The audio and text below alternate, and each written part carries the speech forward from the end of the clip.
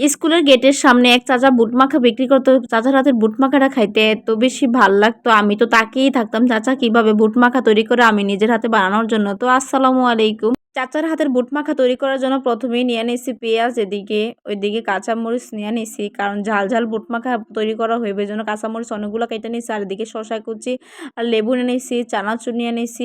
আর এদিকে আমি নিজের মন মতো নিজের কইরা একটা মশলা তৈরি করে নিয়েছি বুট মাখায় দেওয়ার জন্য। তো এই তো মশলাটা যদি আপনারা রেসিপি চান তাহলে আলাদাভাবে একটা ভিডিও তৈরি করে নিব। যদি রেসিপি চান অবশ্যই কমেন্ট করে জানাইবেন। তো এদিকে এখন বুট মাখা করার জন্য এদিকে কয়েকটা বাদামও নিয়ে নিছি। বাদামগুলো কিন্তু আমি ভেজে নিয়েছিলাম। সাথে বুট মাখা করার জন্য তো অবশ্যই বুট লাগবে। এদিকে বুট সিদ্ধ করা নিয়ে নিছি। আর সাথে কিন্তু এদিকে মগ নিয়ে নিছি। যেহেতু চাচার হাতের মতো বুট মাখা তৈরি করবো সেহেতু আমি তাই আর কি মগটা নিয়ে নিছি। এদিকে বুট নিয়ে নিলাম মগের মধ্যে, তারপর শসা কুচি, কাঁচা মরিচ কুচি, সাথে দিয়ে নিলাম পেঁয়াজ কুচি। পেঁয়াজ কুচিটা একটু বেশি দিয়ে নিচ্ছি। আমার কাছে না বুট মাখা খাওয়ার সময় যখন একটু পেঁয়াজটা কামড়ে পড়ে তখন কিন্তু খেতে অনেক বেশি ভালো লাগে। এদিকে দিয়ে নিচ্ছি আরও বাদাম, ভেজে রাখা বাদাম। আর এখন দিয়ে নিব ওই যে মশলাটা আমি নিজের হাতে তৈরি করছি, ওই মশলাটা দিয়ে নিব। আর হ্যাঁ, আমার কিন্তু যেকোনো একটা রেসিপি পারফেক্টভাবে তৈরি করবো ভাবি, কিন্তু পারফেক্টভাবে কেন জানি হয় না। আমি কিন্তু টমেটো কুচি দেওয়ার কথা ছিল। টমেটো কুচিটা আমি মানে ভিডিও করার আগেই ভাবতেছিলাম কি জানি দিব, কিন্তু একটু মনে পড়ছিল না আরকি।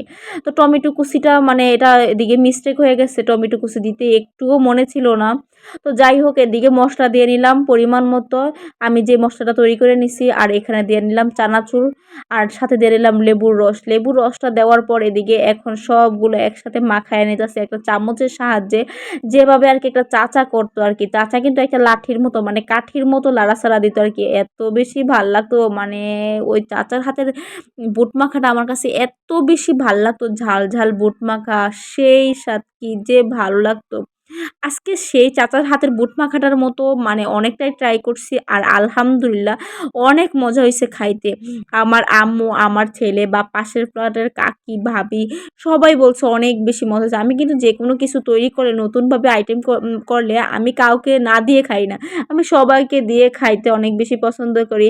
আর সবাই যখন বলে ভালো লাগে বা ভালো হইছে তখন কিন্তু নিজের মনের মধ্যে একটা তৃপ্তি পাই, অনেক ভালো লাগে। এই তো সেই চাচার হাতের ঝাল ঝাল বুট মাখা খাইতে যে কি অসাধারণ হইছে। আমার ছেলে তো বলতেছে আম্মু অনেক বেশি মজা হয়েছে। তো আজকের ভিডিওটা এতটুকু পর্যন্তই রাখলাম। ভিডিওটা ভালো লাগলে একটু লাইক, কমেন্ট, শেয়ার করে দিবেন।